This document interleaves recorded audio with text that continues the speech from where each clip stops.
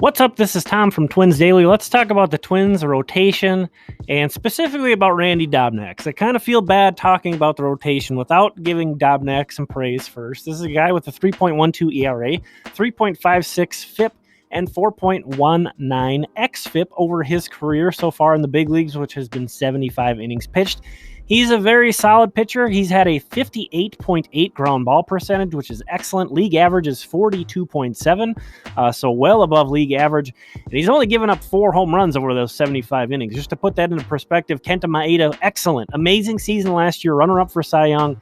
He gave up 9 homers in 66 2/3 innings. So Andrelton Simmons should be a very helpful addition to a guy like Randy Dobnak, and Polanco moving over to second with Arias playing quite a bit there as well.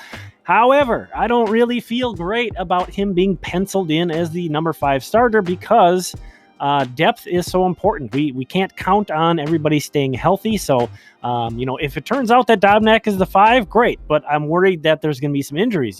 Good news is there are a ton of free agents still available.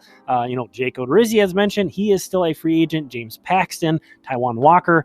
Those are the sort of top tier guys who are still available.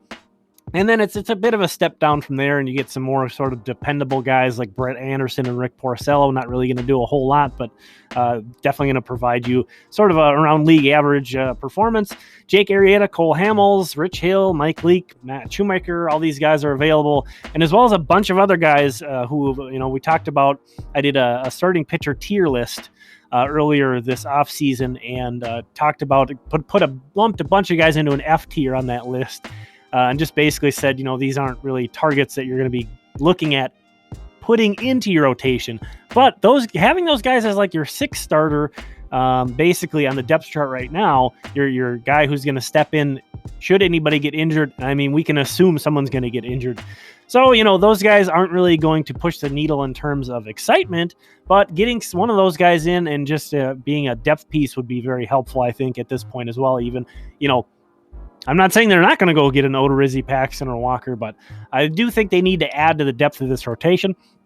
Let's end this back on Dobnak. No one was ever expecting anything of Dobnak, and now look at him. So maybe it's possible there's someone in the minors that can emerge internally as well. But I think if you're the Twins and you're looking to win your 3rd straight division crown, I think you do want to upgrade this rotation, no matter how confident you are in Randy Dobnak, and it's not a slight at him. But I do think the top of this rotation is looking really nice with Kenta Maeda, Jose Berrios, Michael Pineda, and J. Happ. I don't know of many Twins rotations that have had more certainty in them than this rotation has right now. And Dobnak is the 5. Again, I'm comfortable with him as the 5 as long as everybody else is there. You don't want to count on that, and especially after a short season, nobody's really sure what to expect, how many innings guys are going to throw and all that stuff. So very much a wild card on that. Some teams are even going with 6-man rotations to begin with. So but it will be interesting to keep an eye on that. Anyway, this has been Tom. Thanks for checking this out. We'll talk again soon. If you enjoyed this video, please consider subscribing. Thank you.